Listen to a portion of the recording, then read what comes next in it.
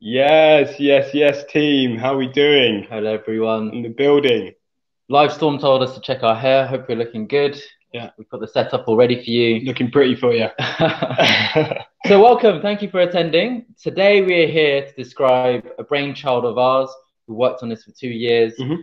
Lots of information coming. And you've heard the title, Growth Cycles. So this is a new operating system for startups. Yeah. We've rolled this out internally to companies, and it's worked with great effect. We're very excited to share with you everything we've learned, and lots to share. We're very excited to have you here. So thank you. Definitely. Thanks for coming. Honestly, really appreciate it. Taking the time. It's important. So before we jump in, just a quick hellos as standard. Fantastic. We're going to say who we are, what the company is. We'll run you through an itinerary so you feel very safe and secure. I'll start. So I'm Pete. I've known Raj for 15 years. We grew up together, very strong relationship. But me, myself, I'm a skill stacker and I'm a growth generalist. So I've worked in product, growth, software engineering, worked with many, many teams in lots of different roles. So I've connected a lot of concepts, a lot of dimensions together. I've worked in lots of company sizes. So from 1 to 10 to 100 to 1,000. Yeah. I was part of the Monzo marketing team from 200 to 1,200. And that was a year. You get growth spurts like when you grow up. And now you're part of the Monzo Mafia. Monzo Mafia. Can't talk about that. And domain knowledge. I've worked in lots of verticals: fintech, automotive, property, social, food, photography, and healthcare, actually.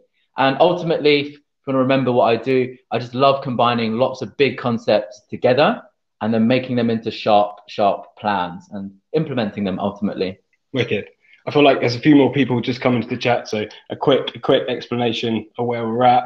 We're presenting to you guys growth cycles. So this is what we call a new operating system for your startup. I'm Raj, and this is Pete. Pete's from Monzo, and I was from Accenture, and now we've started a company called 2020 together. We've actually been friends for many, many years. A little bit of history about us. We actually went to school together, so 15 plus years. And at that sort of university point, when Pete went into startups, I actually went into the corporate world. So we took a little sort of divergence there and came back together. So I worked at Accenture, worked with huge companies like HSBC and Barclays on Brexit delivery. I worked with the Bill and Melinda Gates Foundation on malaria eradication. And more recently, we've been working with the NHS as well, which is super exciting. So large company experience. And what me and Pete have been doing and what we're going to share with you today is that we're going to bring together these sort of two worlds, right? I brought the consulting side, Pete's bringing the startup side, and we're kind of pushing it together, making it sort of fuse into this methodology that we call growth cycles. Brilliant to get people in chat. That's awesome. Loving this. Loving the love. Thank you. It's really distracting. Thank you. Yes, Vinay, signed in from Singapore. Loving it. Thank you. So we really care about our values. Quick 1 minute on 2020. We're based on principles. So in everything we do, we believe in our life's best work. That's why we started this journey. And I think we've stuck to that to this moment. And we balance modern methods with timeless principles. We're about to share with you a modern method, growth cycles. And we've got lots more internally as well. And we don't just sign a check. We're not venture capitalists. We're venture catalysts. We don't pray for growth. We actually do it. So we suit up. We build the platform. We light the rocket fuel. So there's the punchline. We are venture catalysts. We invest our time into ambitious companies of great talent, heart, and aspiration. So we're passionate people, in short, and we care a lot about what we're building here. Definitely. And you notice there's lots of emojis everywhere. We're an emoji first company. So please throw emojis into the chat. It will keep us going. It's our fuel. It's our lifeblood. That's right. Blood and fuel. Blood and fuel. 100%. I think, on the emoji side, Pete definitely got radicalized at Monzo. I was at Accenture, this sort of stiff, cold corporate job with, suit and tie and stuff. And here's Pete flinging around emojis and stuff. But I'm now a convert. I honestly feel like emojis are brilliant because they really convey emotion super well, and actually they can speed up thinking at times. You see a picture of a book, so you know that you're getting a literature review next. You see a little spinning cyclone, you're getting growth cycles, deep dives and Q&A. We'll get to that later. But before we jump into all of that, we appreciate that this is a super info heavy session. This is definitely one where there's a lot of content, and whilst me and Pete might be familiar with it, appreciate that it's going to be new to a lot of people. And so what we've done is that we've been preparing you a backpack, and as you can see, nice big red emoji there.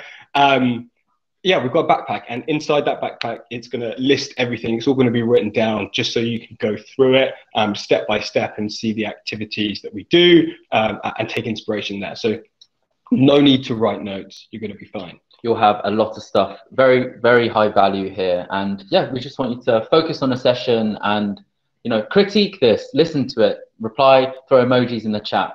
Oh, on the topic of emojis, actually, a quick icebreaker game to get the visual part of our brains moving. Do you get it? Ice, hammer. Icebreaker, that's the first part.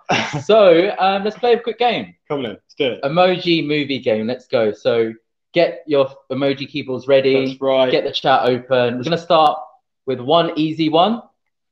It is a film, it's a movie. You may or may not know it. Throw in the chat what you think it is.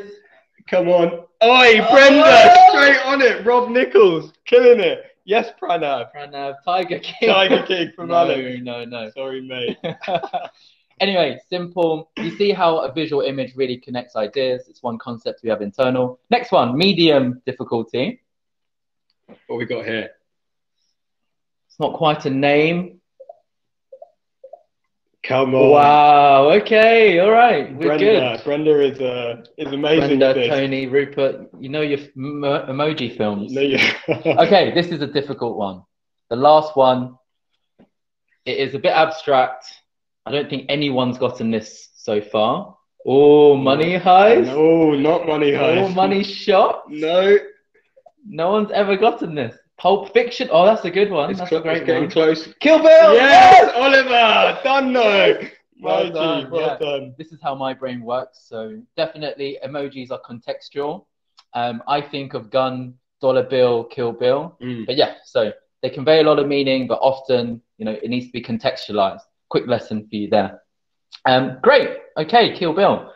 So as we said, the first part, startup problems. I think Raj, you jumped straight into this and yeah, definitely. Me and Pete, between us, have worked with 30 plus exciting teams and companies. And one of the things that we realized is that a lot of companies, sorry guys, for the guys who just joined the chat, we're going to present to you this really cool methodology that solves some of these startup problems, which I'm going to talk about now. Some of the problems that we experienced across a lot of the companies, and we know a lot of other companies experience, are these three. The first one being focus, next alignment, and last one growth.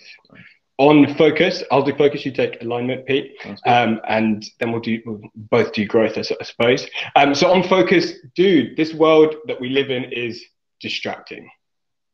It's so distracting. Like new LinkedIn feed messages, new bits of advice from friends about new CRO hack or new SEO strategy. You get advice from your investors. You're now even getting advice from us about how you should be running your company. There is so much stimulus in this world today. It's really, really difficult to focus on the problems and focus on the things that you need to do to fix those problems. Next, alignment. I feel like this is really difficult across all companies and teams, from large companies like Accenture with 500,000 people to small startups that we've been working with recently. And essentially, this is just a difficult problem. Aligning people up to hit the same goals and visions is just plain difficult. People are people. I think anybody who's tried to organize a football game or try to organize with friends, a group holiday with friends will know that this is a challenge. So, you know, doing this within a company is something very similar to that. And with alignment, doesn't it feel so great when you're in a team and everyone's aligned and everyone feels like they're on the same page? And when you have that, it's really complex. You're balancing emotions, people's incentives, people's goals and timeframes. So once you get that right within a team, it's one of the best feelings. It's why we love work, and that feeling of working together is so inspirational. Definitely. I think it's much easier in smaller teams, right? And a lot of startups will experience that when they first start out, they've got a really small team, there's less sort of relationships to manage, and the alignment becomes super easy. But as soon as that starts to grow and it gets to 6, 7, 8, 10, 20, 100, all of those alignment challenges start to really come out. For us at 2020, we get alignment by just being very transparent. Absolutely everything we think, we document. We talk about our issues, our ideas. We retro all the time. So yeah, alignment through very strong conversation sometimes is the way we do it. Yeah, throw in the chat. Yeah. If you are great at alignment, do an emoji, thumbs up, whatever. Yeah. Put it there. Emojis are all there for you, so choose one. So I'll move on to growth. So ultimately, some sort of progress is always nice for a team. It's also inspirational. So 3 things we've seen. Teams might be doing the wrong things related to distractions. There are 100 shiny things. You do the wrong thing there. But say you do the right thing. Often the next thing is persistence, and you give up a bit too early. Often you want to see results very quickly, and in this attention short time span sort of society we're in, we just move on to something very quickly. So you need to be persistent, but say you're persistent, say you do the right things. Some teams don't measure their progress towards growth. So they always do things by gut reaction, by feeling, intuition. You might have a stand-up meeting with a colleague and you're like, that's a great idea, let's go build it. So measuring, being more considered, and knowing what is successful or not in terms of numbers, really important. So 3 startup problems. This forms the foundation of why growth cycles will help solve those. Focus, alignment, growth. And Justin just put in the chat, being a solo founder, so I have to deal with my alter ego. 1, that's hilarious, and 2, it's so true. Like, real talk, when you start a business, you've got so many plates that you need to spin. You've got so many sort of expectations that you need to meet, and it's really, really difficult. And the pressure is real. We 100% feel that. Thanks for sharing, Justin. Yeah, thanks for sharing that, G. Thank you. You're doing a great job. All right. So, okay, here's the good news, right? Here's the great news. That a lot of these problems have been solved, right? And not by me and Pete. We're not Harvard Business School professors. At least not yet, anyway. Maybe one day. Maybe one day. My parents want me to be one. Yeah, 100%. That would make my Indian father very proud. Very happy. Yeah, tell me about it. So a lot of these problems are already being solved by other great people. And what we're going to do is we're just going to talk to you through some of the ideas and concepts that me and Pete really, really enjoyed and have actually taken and fed into our methodology called growth cycles. So let's jump in. But first, let me tell you a little secret from Accenture. There's no one from Accenture in this call, is there? Anyway, all good. Everything I'm going to share is, all publicly available information. This client's all crap. Yeah. Oh no. Brilliant. Well, you should know this secret, because if they're hiding this from you, then it's a bad thing. When I first joined Accenture, it was in 2015. I joined this group of young graduates. There was about 60 of us based in London, and we were going through this sort of training month. They give you a whole month to sort of learn and get familiarized with the company. And they put us on a plane and they fly us all the way out to Chicago. It's like freezing. It's like -20, and they take us to this snowy, sleepy town called St. Charles. And it's like this. It's actually a converted sort of church sort of area. So it had a religious theme beforehand. Sounds like a cult. Yeah. But it was this huge delivery center of like thousands of people, and we were joined by other similar cohorts from all across the world. So it wasn't just me and the UK team. It was actually the guys from Italy too, guys from the US, and it was like all pretty excited. And Coppins was there. And Coppins have been, yes, at St. Charles, you'll know. And they run you through this sort of, we're all super excited to learn the sort of secrets of consulting. How does this company who work for pretty much the whole of the FTSE and the S&P, how do they actually, what's their secret sauce? How do they do consulting? And I think myself and perhaps Anne will have probably felt is that a lot of it was super simple, and it was so simple that it could have been written on the back of a napkin. Yet at the same time, last year Accenture did 44.3 billion in revenues. They've got over 500,000 employees, and they work in over 200 different countries. And what they've done is they created a really simple methodology, that simple and flexible methodology that can be used in lots of different situations. So that's what we learned, right? I learned that simple methodologies drive impact. That was the first lesson. So what is that simple methodology? If it's so easy, this is it. This is what we learned. Can you believe it? 5 circles.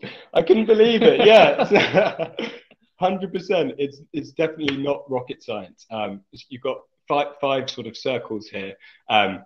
some of which we actually take inspiration from and we put into our methodology. The discover, describe, and co-create stuff was actually pretty good. And I like the way that at Accenture, by using a framework like this, it gave people time to actually spend time and discover things, and then articulate that. So next lesson, better plans come from when you make time to discover. It's a really key lesson that actually you shouldn't feel the pressure to implement or to create something. Actually, you just first need to learn what you're doing first. In a startup context, that means actually speaking to your customers, looking at your data, that sort of stuff, but more on that later.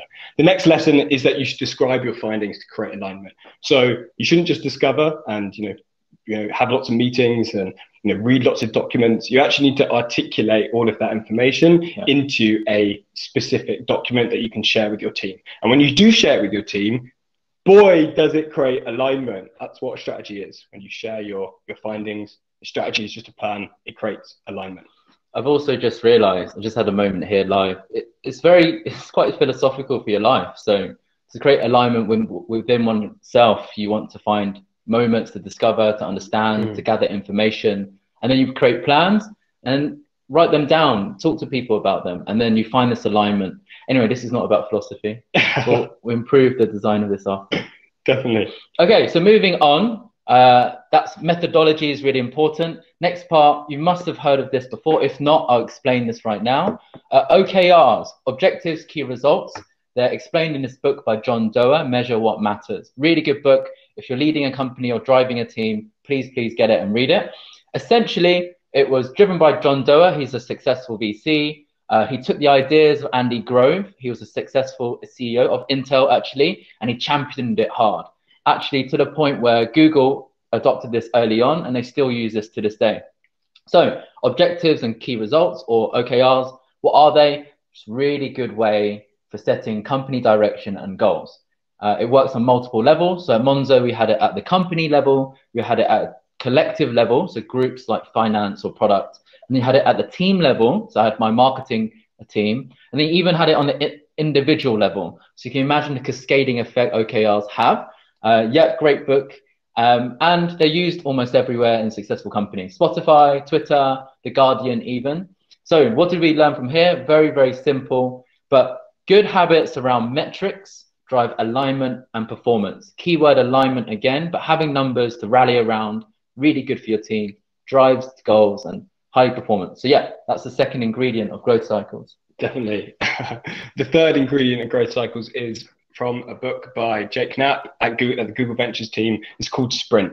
What is Sprint about? It's basically a assertion and a framework that you can come up with really, really great ideas for big problems in just 5 days, in just 1 week. And that instead of having ideas, strung over a period of time with different stakeholders having those ideas, bring them all together in one room and actually focus on it to come up with some great ideas and then test them with customers, right? With real customers to get insights. At Slack was very famous for running a sprint, for example. So, what was the learning there for us? Well, I feel like a sprint creates really crisp decision making, and it also creates a huge amount of alignment when you bring all those stakeholders together, and it saves time in the long run. And lastly, what did we take from this? Develop robust ideas together in one sprint. Cool. You'll see a bit more of that later. That was ingredient number 3. Number 4. So, wow. For the more technical teams or those that follow agencies. Oh, has anyone read this actually? Shape Up by the team at Basecamp. So Basecamp, they were very, very successful web agency that built internal tools. And then they just realized they're so good at building internal tools. They just focused on that and started selling that. So this is a great book on how you can develop and shape projects. You have the ideas from your sprint. What do you do with them? Let's shape it up. Let's sketch them up. Let's make them more real. So yeah, take this to your engineering teams, by the way. Give it to your product people, your engineering people. And if you want to look smart, just say these are the Ruby on Rails guys. That's the web framework, and little tip there to look impressive. But yeah, they did lots of great stuff in the web world. Anyway, so what does this teach us? What inspired us in this book?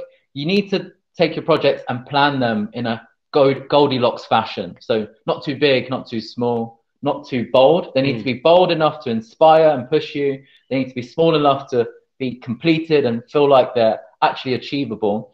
And this book has a lot of principles for shaping things. So one thing we took, work in 6-week sprints, but it also teaches you how to shape, how to design those little product features, how to judge what is good, how to bet on things and choose things, and actually lots of ways of working things in there, how your team gels together and works together. So what do we pull from this book? Set stern project rules and build in 6-week cycles. So yeah, really good book. It's free online. It'll be in the deck, and definitely give it a read. It really blew my mind, actually. Sure.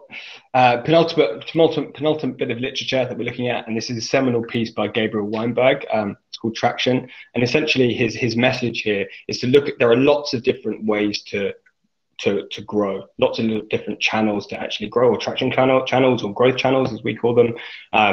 And a lot of people or a lot of startups go with the things that they know.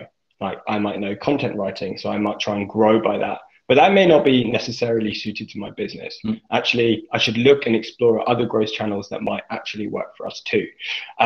So he comes up with a framework for not only just looking at all of your growth channels, but then prioritizing those down to a set of 3. He calls it the Bullseye Framework, and he brings that together to a point, so that when you only work on a couple of those growth channels at a single time, and don't spend all of your time chasing different growth channels. So it's a nice framework for prioritization. So what do we learn? You should prioritize the 20+ growth channels out there. There's more growing, more joining sort of that list every day, but every month or so, as there's new ways to grow and new opportunities, and you should implement those top three bets. So simply explore and then refine your thoughts, prioritize to double down to get some answers. Okay, last but not least, some inspiration I took from a recent workplace. First of all, does anyone use Monzo? And I think Brenda's one for sure. I used to work with you. Please don't say Starling. I'm kidding. Challenger banks are great. Another one of your clients. Come on, Robbie, killing it. Robbie, you have a lot of clients. Somebody needs to hit Robbie up. Fantastic. But as you know, this is a really product-driven company. They built a really nice product. They're innovating in the banking space, and lots of lessons to be had here. I'll tell you one that we drew from this, and this is the idea of cross-functional teams or having support functions. So I was in marketing engineering, a bit strange, but we had four product members. One was product, one was design, one was data and developer. So the kind of cross-functional team, and we're here to support. We move around like a glue, and we do everything we can to help support the marketing team in general. So whether that be ads, content, or anything else internal. Some principles here that we took from Monzo, from the product side specifically: build fast. That's new slide, sorry, skipped. So build fast and iterate even quicker. Get something out, improve it better. And iterate isn't just building, actually, it's also iterating your communication, saying, hey, look, this is a V1, what do you think? We invite your feedback, and you communicate back. You're always kind of spinning and iterating your communication as well. And also the first sentence here, spawn speedy cross-functional teams. So often very hard, and in smaller companies, you're probably cross-functional anyway, your marketing and your finance and your sales and your ops. But yeah, cross-functionality, it may be scary, but if you can get it right, it's really, really important. And someone said about Mark Zuckerberg, why he was such a great leader at Facebook. He unlocked the potential of cross-functional teams. He was able to tap into that. But there's some improvements we thought. They're all the different frameworks, lots of different pieces and ingredients. Now time to bring it all together. Put it together. Introducing growth cycles. So we feel like we brought all of this information together and put it in one comprehensive methodology that we believe will have a strong impact on your business. But first, let me describe where we pulled a lot of the parts together. As you can see, you've got the discover and describe phase there. We pulled that from Accenture. Then we took the co-create phase from Accenture and also the sprint book, and we took a lot of the activities from sprint and applied it. Next, we use traction to create this sort of focused build and test phase where you relentlessly focus on a few growth channels of few activities. And lastly, from Monzo, we took inspiration and we implemented a reflect and rest phase. And this together simulates a growth cycle. Yeah. Oh, and lastly, from Basecamp and OKRs, the circle bit is actually the cycle. And this, from Basecamp, we took the 6-week nature of the sprints that we do. And for OKRs, we took a really rigorous approach to always be measuring everything that we do, so that you can see that the efforts of your, of the ideas that you come up with and then build actually have an impact on the numbers that you're measuring. So this is the key. This is the growth cycle. This is essentially what the whole session revolves around, and it's a combination of all those concepts. Yeah, let's do and run through how we think growth cycles. Yeah, we'll run through, but first a little bit how we think it will help your company, help you to set the goals, to focus, to capture your progression, so you know how you're doing each time, to develop a rhythm, and then to also align and heal as an organization. So we ready for our first set of growth cycles? We're going to the chat now. So in pure practicality and to practice this, let's actually do one. We're going to run you through an actual growth cycle. Typically they take 6 weeks. We don't have that time right now, so we'll do it in 10-15 minutes, I think. Yeah, and hopefully you leave the session knowing what a growth cycle is, talking about it, and maybe running your own, and we'll love to see that. Totally. All right. One of the first things that whenever you start a growth cycle is to have a big, scary goal in mind. For it doesn't have to be specific or measurable just yet. We'll get to that later. But you should have an idea, and I'm sure you guys already know what your big goals are. That might be raising for your Series A. That might be trying to help 1,000 people with their admin software. That might be to feed London. Feed London. That's what I'm thinking about. Yeah. Or feed P. Yeah, write your mission statements down, actually.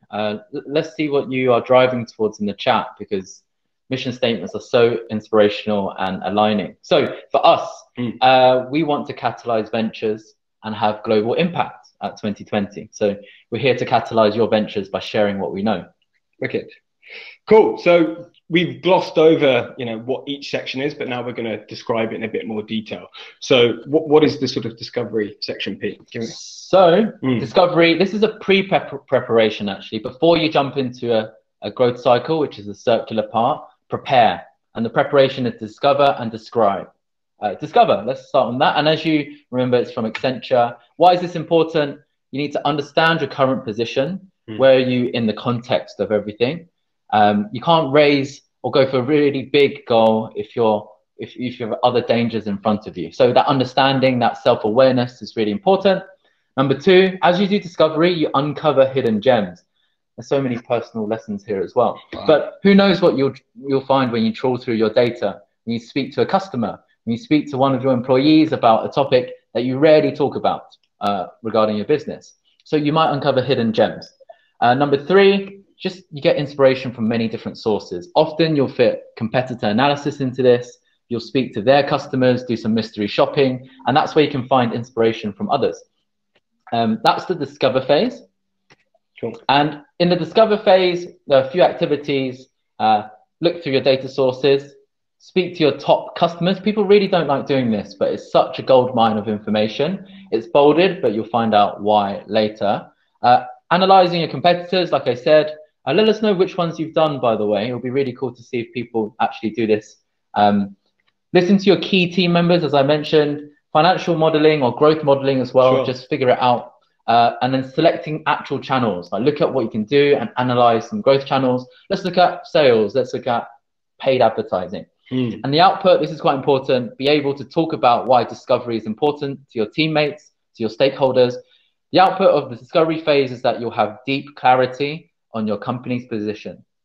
Deep clarity on your company's position. Definitely. Right. So you've consumed, you've taken a lot in, you've sat in the data, you've really assimilated everything. You move on to the next phase, describe. And again, this is preparation still. You're behind the starting line and you haven't gone into the growth cycle just yet. So why would you do this? We really like describing at 2020, documenting, writing things down. Everything we have is on paper first, actually, when it comes to big ideas. So clarify your thoughts. That's one key thing of the describe phase. Write down what you find, create a graph, write a proposal. Whilst you clarify, you can bring people into your documents. So you get more brains on the topic. That's really important. And once you start talking about your things you're finding, you'll get alignment. Someone's going to find that user story interesting. Someone's going to like what you found, and you'll be turning heads and you'll be getting people on your movement, on your path. Then that builds confidence in your direction. And finally, by just stating what's out there and what's there, you hold your parties accountable. Proposals are really important. Write things down. Definitely. Describe is really important. I mean, who here has said we're going to hit a big goal or promised that to your team, never written it down, and then when you didn't hit it, like you kind of just skirted around it, but your team remember that you said it. So being there is being accountable to yourself is important. Cool. So what activities are in the describe phase, man? So one big one, you're spending a week or two on describing here. You should be able to get a 6-month strategy document, something people can rally around, something people see as a direction or a destination. Along the way, you'll get numbers, you'll get goals. So you'll set your company objectives, you'll be able to set your company key results. In this phase, you'll get this clarity. You see these opportunities and then you go for them. Then you can present the strategy to your team. This is unbolded, but reasons will become clear later. And the output, again, this is important to really be able to describe this to your teammates and other stakeholders. You'll have a grounded plan for the next 6 months that your teams can really rally around. That's right. Yeah. A 6-month strategy. People get really intimidated by the word strategy, FLP. They're always like, oh, that's just for consultants and all these other people. Us. But to be honest, right, a strategy is just a plan, right? And people might sort of gas it up as being something else in this really, really impressive document. But like all plans, it's just a plan that sometimes works, or sometimes the environment changes. When we're at Perfocal, we had a really great plan when we first started. We started in February 2020, and then the pandemic hit. Right? Plan got completely sidelined, and we had to start again. But it was so valuable to have that describe and discover phase. Sure, it was good to articulate what information we found, and actually when it came to thinking about the work or presenting our work here, we were just able to pick it all up and run with it. Cool. So you come out of your describe phase and you've done a few things.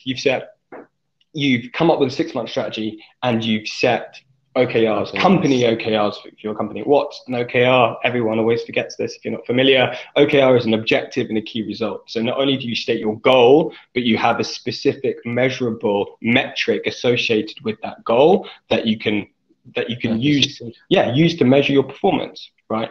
And so then we jump into co-create, and this is all about coming up with incredible growth projects or ideas.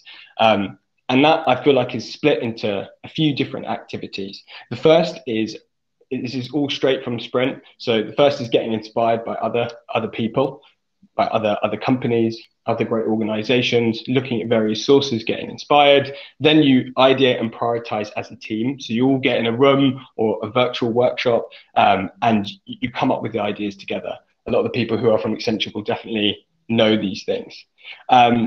Next, you would come up with project OKRs, and that is the specific measurable things that assess the metrics that assess your actual growth projects that you've come up with. So you come up at the end of it with a set of growth projects that are prioritized in scope with success metrics. This is where shape up comes in as well. You might have created a bunch of projects, and you're likely going to get more than you can handle. The niche, you go from the divergent stage to a convergent, and you get a few shortlisted items, and then you shape them up. Then you write proposals, you make them better, and as Raj just said, you put metrics on them as well. Yeah. Cool. Wicked. Next phase, build and test. Build and test. Yeah, build and test. So this is where, we talked about focus. Once you've squeezed all of your ideation, all your new ideas into one straight week period, you then shut out all no ideas. Literally, you say no new ideas, and we're going to focus on what we've already come up with, what we've already scoped for 4 weeks straight. And you're going to work really hard on those. The activities there are just to do the work, and we like to just keep a check of progress by having all hands meetings. So like once a week, we'll have a meeting, we'll bring all the team together, and we'll review the OKRs that we've come up with together. So, looking at the specific metrics, is the work that we've been doing actually been affecting the metrics that we're trying to influence. The other sort of activity that we do is that as you work in these intense sprints or periods, right, you get conflict sometimes, little nudges, that, you know, people get a little bit upset.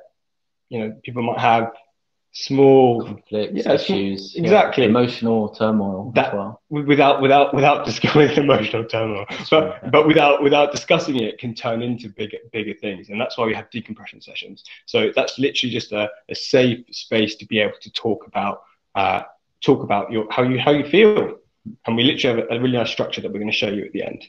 Cool. Point on this, actually, a lot of it's borrowed from agile product development.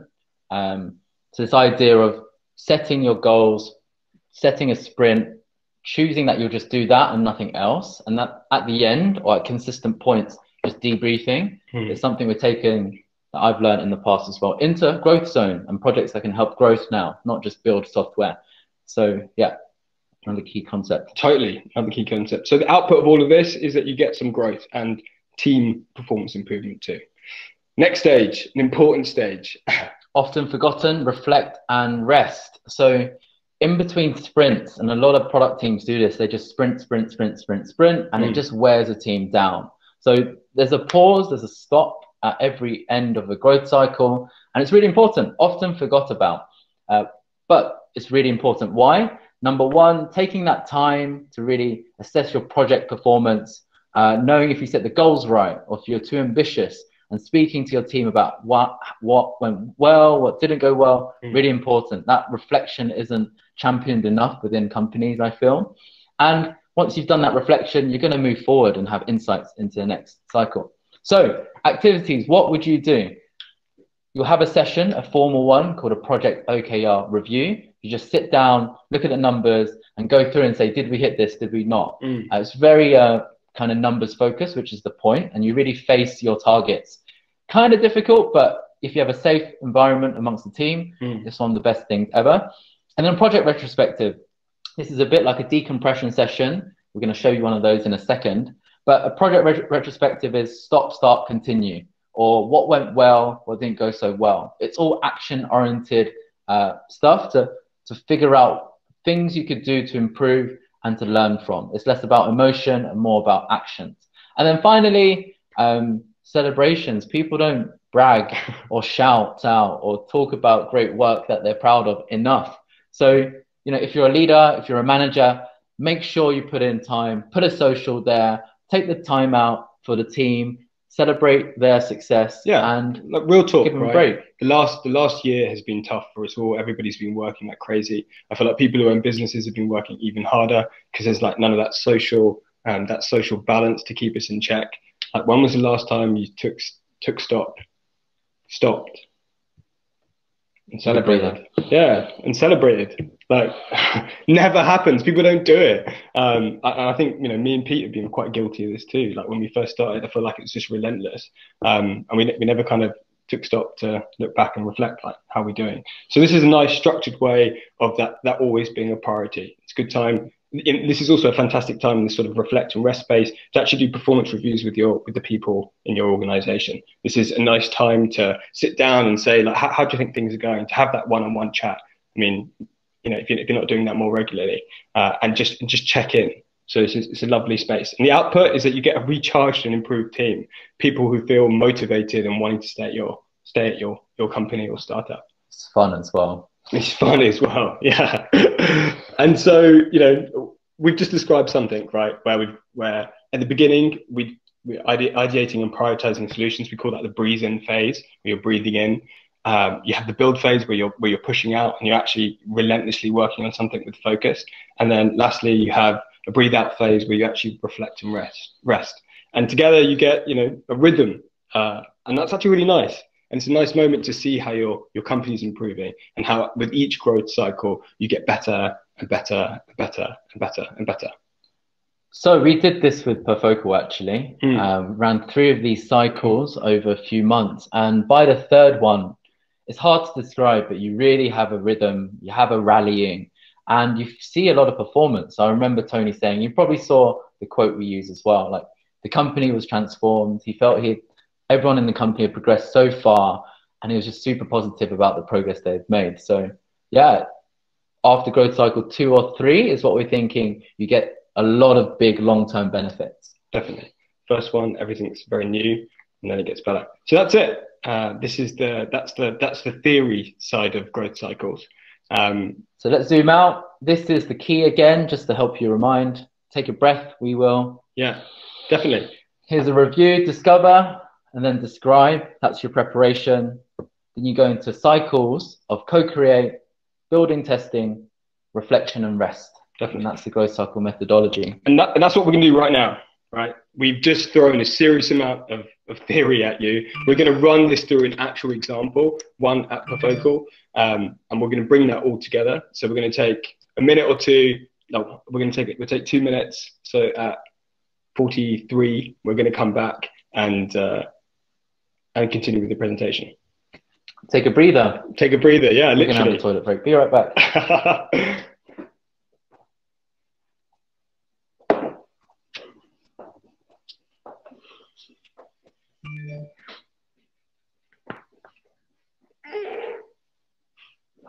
Breathing exercises, yeah? We're on mute. Ready? I can't wait for this bit.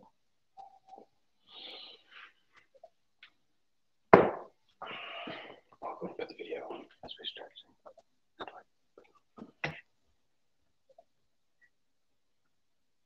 It's on already.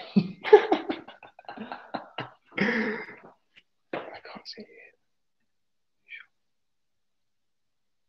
Group stretch. You're not on mute, Darren says. You've got nothing to hide. Oh dear. Well, here we are. Prepping. Thank you. Yeah. Thanks, High Joey. energy needs a breather. Thanks for the love, man. We need it. We need it. I'm gonna throw an emoji in there as well. Go on. All right. Should we get started again? We've just completed our first growth cycle. Congratulations. Well done in a record time. Hopefully you get the concept. The key is etched into your brain, in your mind, ready to take on to other teams. That was theory, and you can't always just use theory. Yeah, and theory works nicely with it all sectioned up into neat weeks. 4 weeks of this, 1 week of rest.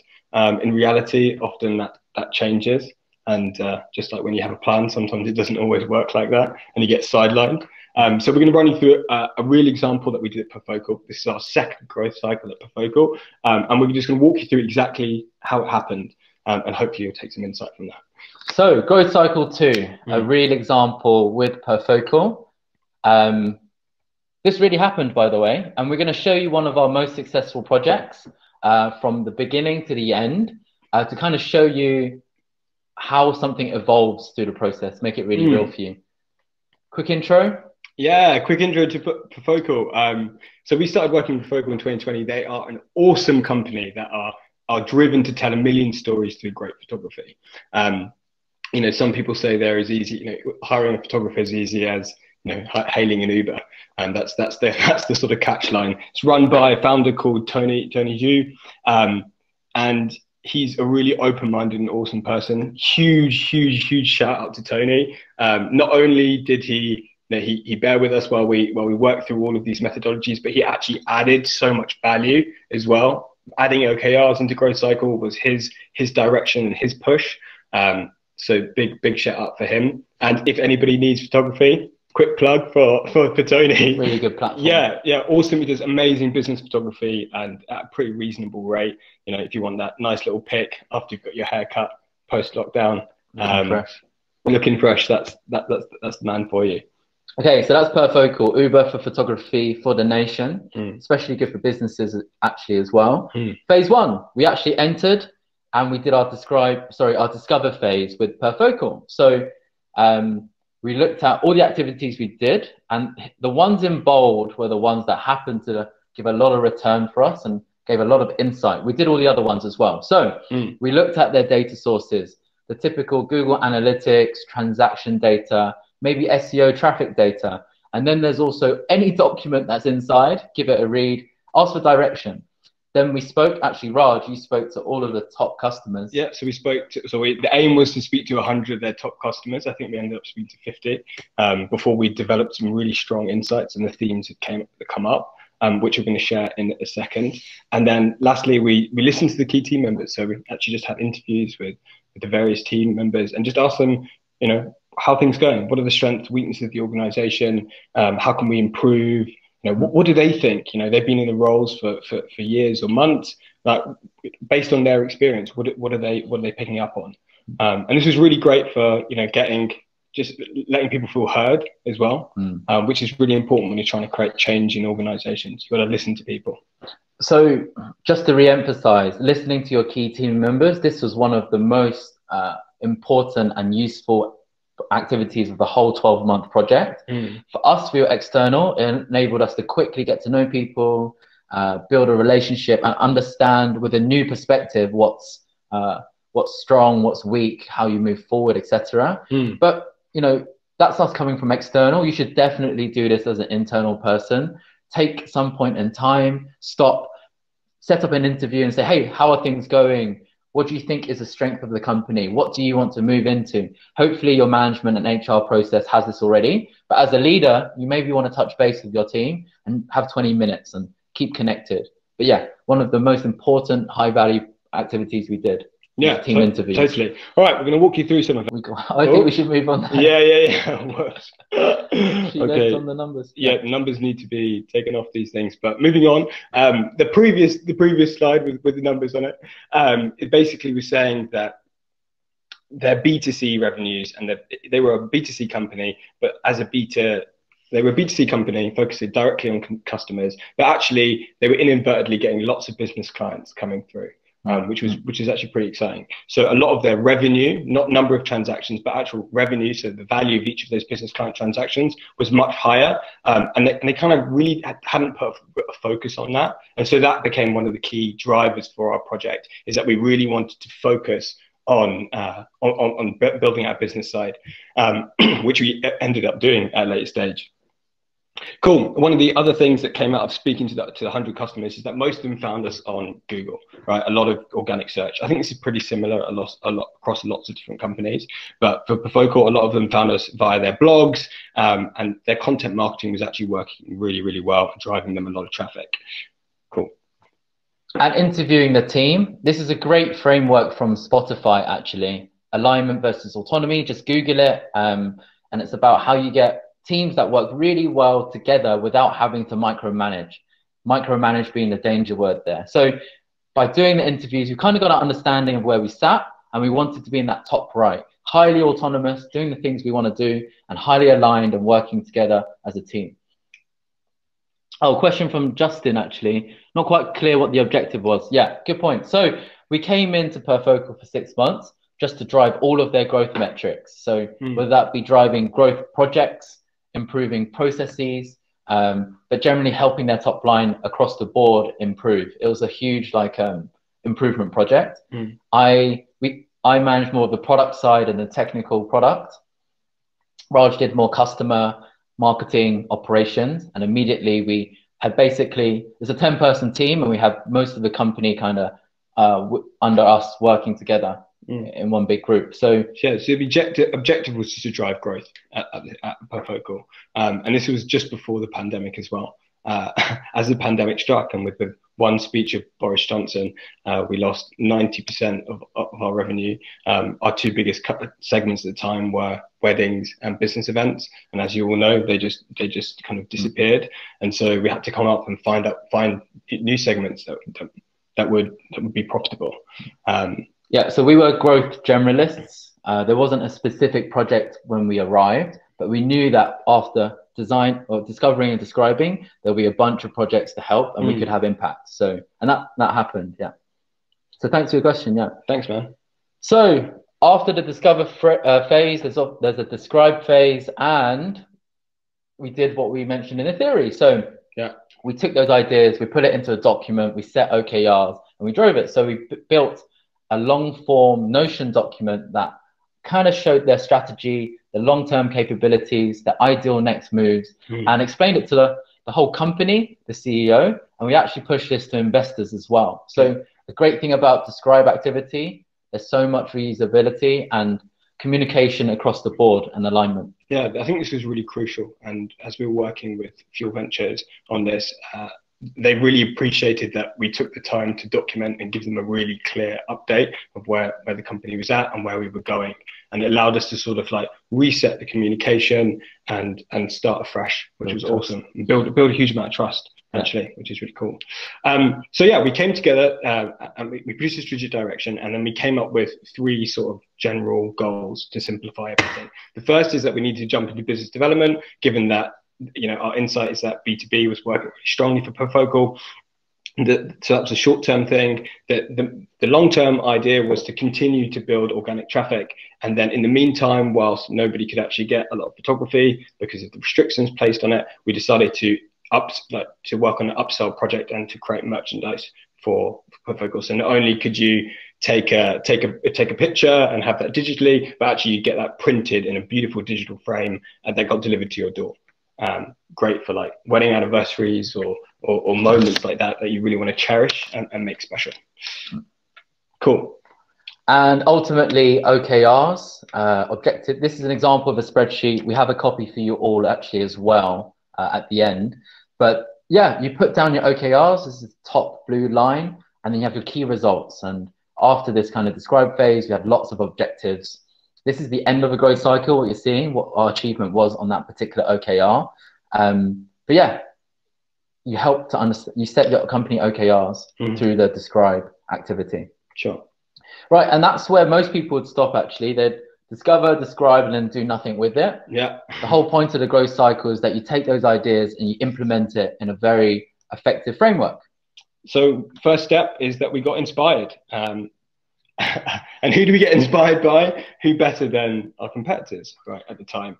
So Snapper is a YC-backed photography company in the US and parts of Australia. They've got quite strong global reach. They're this sort of behemoth in this space and pitched to be one of the winners. And what they were doing is they were kind of pursuing quite a aggressive SEO strategy, which they were spinning up pages in different countries. Thousands of pages in different countries and listing the top photographers in that space. And one of the things that we noticed was that actually for top photographers London, which was our core home city where the majority of photographers are, they were ranking higher than us. They were stealing it. Yeah, and actually they were listing all of their stuff in dollars as well, so they weren't even ready to take customers, but they had that sort of SEO space and were getting a lot of click-throughs. So that became an inspiration for some of our work.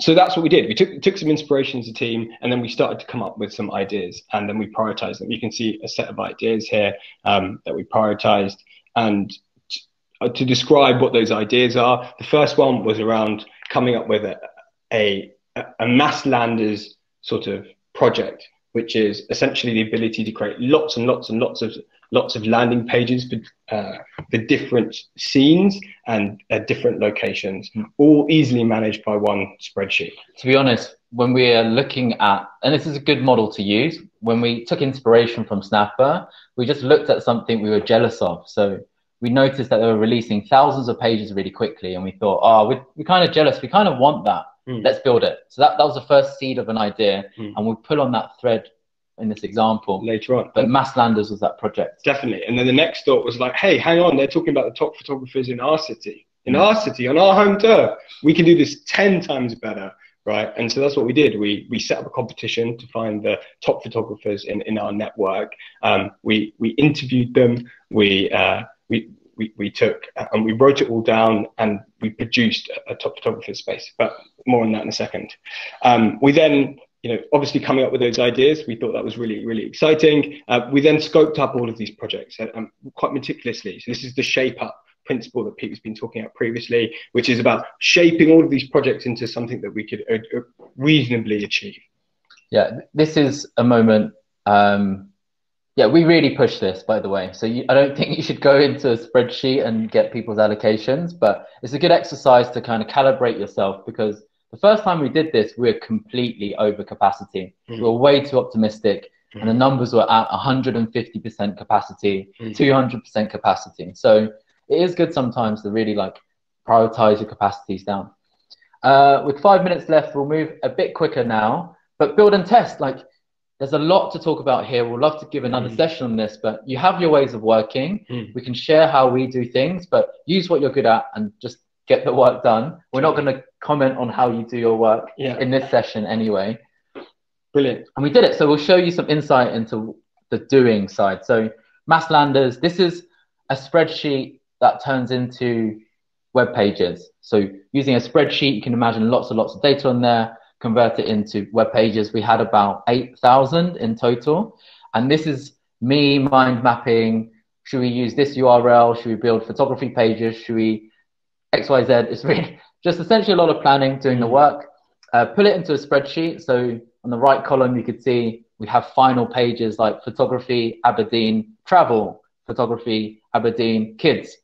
Getting a bit too technical there, but anyway, we're doing the work. Imagine the things, the cogs spinning. And yeah, we created final templates that look just as good as the homepage, but thousands of them at scale. Yeah. And this was to land a few SEO key objectives, which is own landing pages on keywords.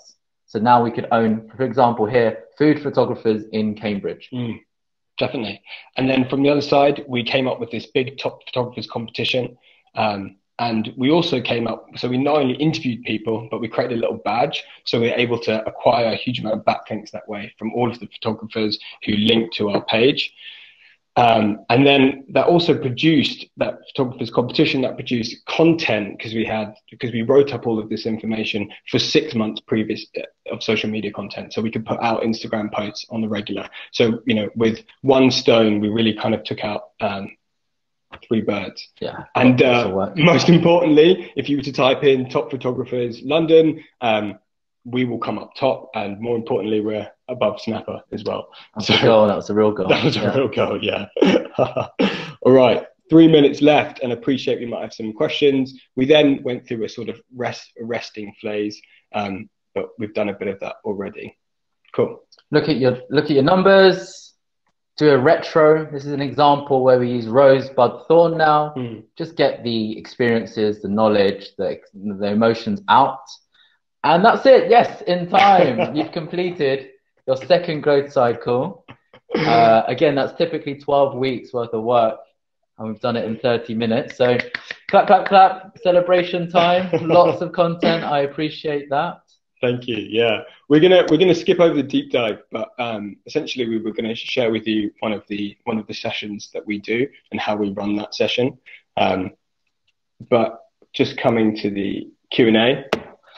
2 minutes. 2 minutes. Yeah, I think we had one question from, and we'll give you the slides. There's a backpack to take after. There's also a feedback link. So this is the first time we're coming to the public with these concepts. So we'll love to hear what you think of it, if you're going to use it, how our presentation style was, did we disappear for too long, all of that stuff. So we'll put a Typeform link in and out for you all as well. So everything we said, it'll be here. Definitely. Let's take a question though. So one of them is, how do you maintain a strategy but remain responsive and adaptive? Do you want to take that? How do you maintain a strategy but remain adaptive? Yeah. I think the concept that's often talked about is a big fuzzy, hairy goal. So that's always your objective on the company level, a big statement like improve operational efficiency or improve conversion rates across the board. And that's a big undefined goal. The adaptiveness is not as a whole company. You don't change your OKRs. The deeper you go, the more it changes. The company doesn't change much over a year or two, but as you go into teams, it changes a bit more. As you go into smaller squads, even more, and as an individual, the most. So think of it being on a scale, and adaptiveness gets increased as the team gets smaller. So small, nimble team, very adaptive, but they're still following the objective that isn't changing, the strategy that isn't changing. So they actually work together. You don't want both to be adaptive. You don't want both to be stuck. So that's my take on it. Yeah. Definitely. Brenda, you asked a question, do you apply any design thinking principles in the discover stage?